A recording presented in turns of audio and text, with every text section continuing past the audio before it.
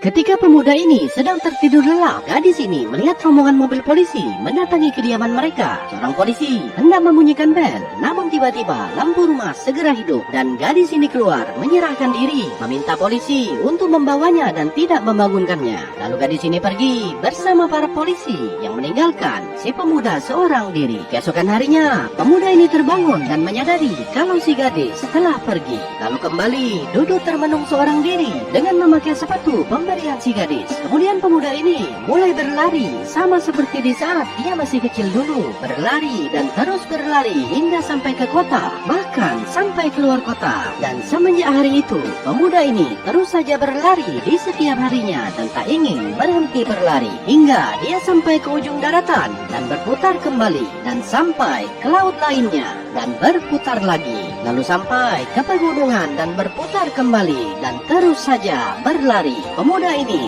terus saja berlari melintasi salju, melintasi perkebunan dan juga melintasi jalan perbukitan. Sementara media menyiarkan berita penangkapan pacar si gadis yang didakwa atas kasus pembunuhan dan juga si gadis yang mendapatkan vonis penjara selama 6 bulan lamanya. Hingga suatu hari, media yang mulai menyadari apa yang dilakukan oleh si pemuda dan mulai mencoba mewawancarainya. Seorang warga yang mengejarnya mengatakan kalau dia melihat dirinya pada sebuah berita dan memutuskan untuk ikut berlari bersamanya. Dan sejak hari itu, semakin banyak orang mulai ikut berlari bersamanya. Tak hanya di siang hari, bahkan di malam hari, mereka tetap saja mengikuti pria ini dan terus mengikutinya berlari hingga sampai ke luar negeri. Setelah berlari selama 4 tahun, 6 bulan, 2 minggu, dan 3 hari, tiba-tiba langkah pemuda ini terhenti, membuat semua pengikutnya juga berhenti. Sementara wartawan yang mengikuti mereka segera bertanya ke si pemuda mengapa dia berhenti.